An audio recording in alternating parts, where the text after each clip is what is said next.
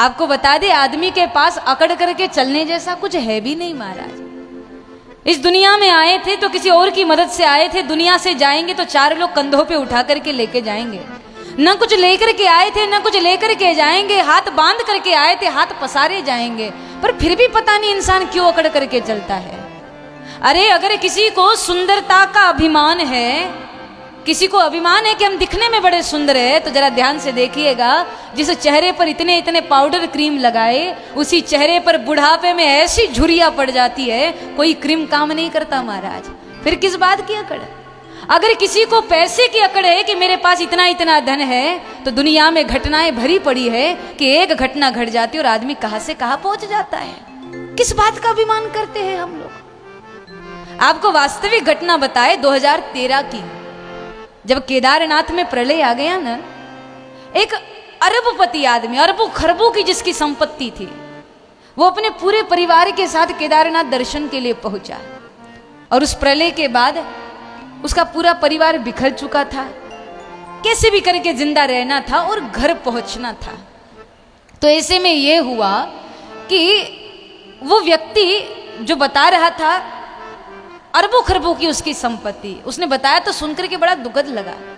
उसने बताया कि हमारा पूरा परिवार बिखर चुका था और हमको कैसे भी करके जिंदा रहना था।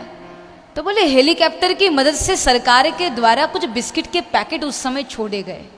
तो मैं एक अरबपति आदमी, अब 5-10 रुपए के बिस्किट के पैकेट के लिए मुझे भी हाथ फैला करके खड़ा होना पड़ेगा, ये मैंने भी कभी अपनी जिंदगी में नहीं सोचा था।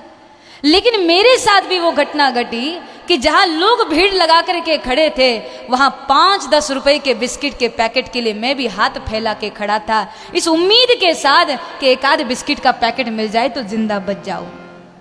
उसने बताया, और जब बिस्किट के पैकेट ऊपर से छोड़े गए, इसने कहा कि एक पैकेट मेरे हाथ में आया, मेरे बगल वाले ने 2-4 रख लिए, और जब मेरे हाथ में एक पैकेट आया तो उसने बगल वाले ने मेरे हाथ से भी झपेट लिया और मुझे दिया नहीं।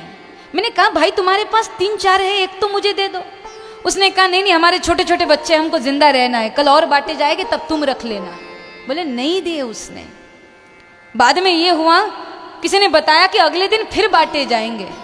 तो दूसरे दिन सुबह होते ही वो करोड़पति आदमी, लोग पहुंचे उससे पहले नदी के किनारे खड़ा हो गया, जाकर के खड़ा हो गया इस उम्मीद के साथ कि एक आध पैकेट मिल जाए। और अब की बार वो हाथ फैलाए हुए नदी के किनारे खड़ा है कि बिस्किट के पैकेट के लिए। पर घटना ये घटी कि अब की बार बिस्किट का पैकेट ऊपर से छोड़ा गया और वो बिस्किट का पैकेट इसके हाथ से लगा और लग करके जाकर के नदी में गिर गया। तो इसको बहुत रोना आया, रोने लग गया बेचारा। तो एक बूढ़े आदमी को दया आई और उसने आकर के कहा कि भाई तुमको कल से देख रहे हैं हम, कल से तुमको भूख लगी है, हमारे पास ज़्यादा तो नहीं है पर कल के कुछ बचे हुए बिस्किट है, चाहो तो तुम इसको खा सकते हो। तो वो करोड़पति आदमी उस बूढ़े बाबा के झूठे बिस्किट लेकर के कोने में बैठा है और उन झूठे टुकड़ों को उठा उठा करके खा रहा है, आंख से आंसू बहा रहा है, रो रहा है और उन झूठे बिस्किटों को खा करके अपनी भूख मिटा रहा है।